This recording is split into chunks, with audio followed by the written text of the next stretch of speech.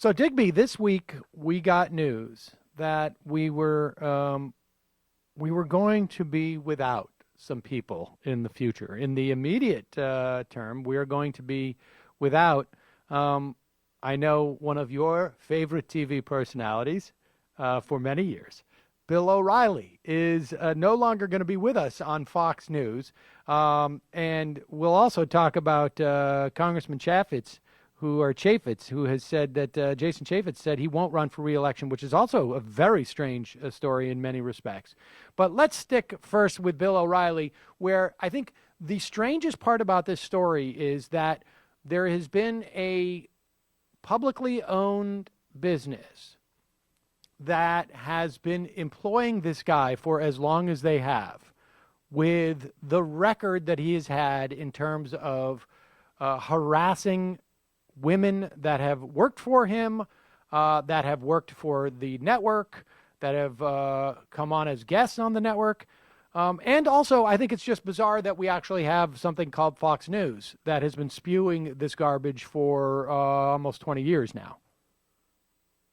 Well, I mean, the fact is, it was over a decade ago that it was revealed that Bill O'Reilly was a sexually harassing pig.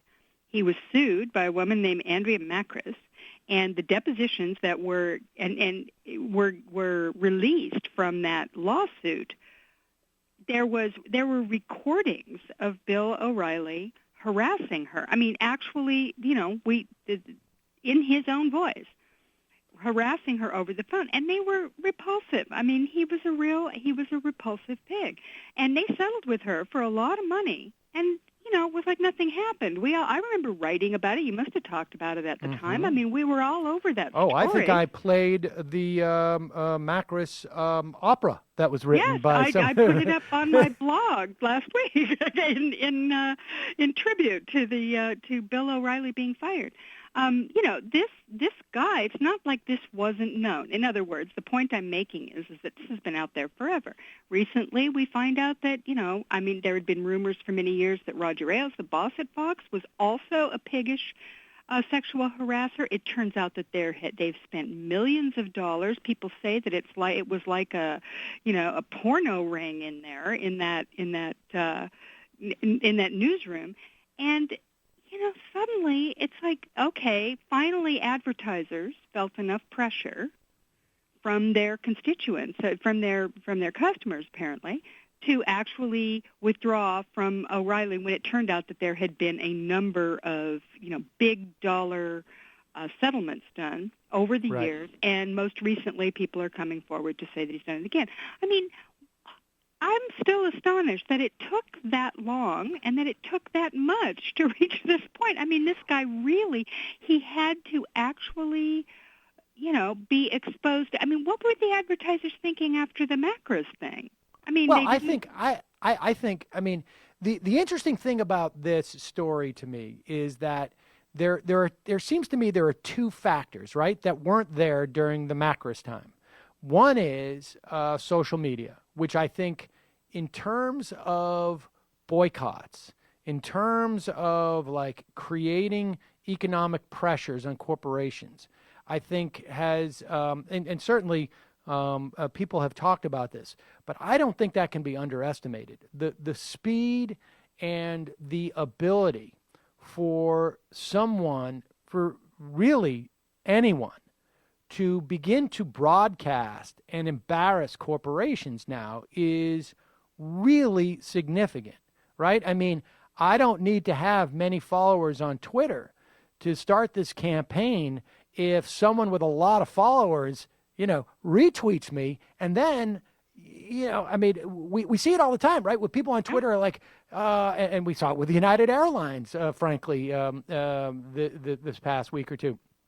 This is really it is making, I think, corporations hyper conscious of. I don't want people to get the wrong impression. I don't think there's any more morality involved in these decisions at all. It's making them a lot more nervous because there's a lot more leverage that people have, whether they're consumers of these products or not. You can really tarnish the image of a corporation now through these campaigns. I mean, certainly this was done before, right? I mean, John Avarosis from America Blog, he had done this with Dr. Laura like almost 20 years ago, right. I think. Mm-hmm. But that was, I think, this is, Bill O'Reilly was a machine that made over $100 million annually himself for this company. That's a big, you need to take out a lot of advertisers to make that hurt. And apparently that's more or less what happened on some level. The other thing it strikes me is that Donald Trump, the era of Donald Trump has activated a broader cross-section of people, particularly women, and have made, I think, has raised a certain level of sensitivity to this type of stuff. What is your sense of that? Oh, I think that's true. I mean, look, Trump himself got away with it, right? I mean, the Access Hollywood tape should have, by all that is decent in this world, right, should have disqualified him to be president of the United States. It didn't, but I think the fact that it didn't probably has raised the bar now, or actually maybe lowered the bar for people for women in particular, to just go, wait a minute. I mean, I think that it has opened people's eyes to the lack of accountability that you find at a certain level in our society among a certain group of men. And people like Bill O'Reilly and Donald Trump, that's a type. I mean, Roger Ailes.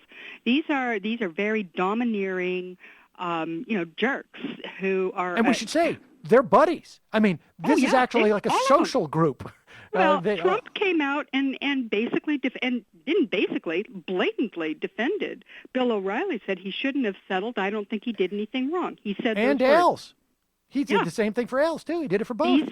He does not believe that they did anything wrong, and he thinks that is perfectly okay. As Melania Trump said, it's just buzz talk, I mean, that is just something they think is okay. Well, our culture is saying, no, it's not okay. And, when it starts to affect the bottom line, that becomes a much bigger problem for corporate America. And from what I understood reading about the O'Reilly firing, I mean, there was a lot of argument going. I mean, there's Rupert Murdoch, who also defended all these guys, right, who's currently running Fox News after Ailes' departure.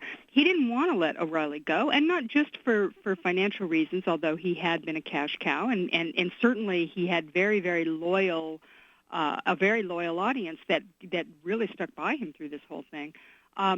But it was the sons, who are the heir apparents at News Corp, who were arguing for firing Bill O'Reilly. And apparently one of them, James, had been saying, no, I think we should keep him. And it was, according to the reporting by Gabriel Sherman at New York Magazine, it was James's wife that persuaded him that, you've really got to let O'Reilly go. This is bad. And it's interesting because the same thing happened, the New England Patriots came to the White House this week.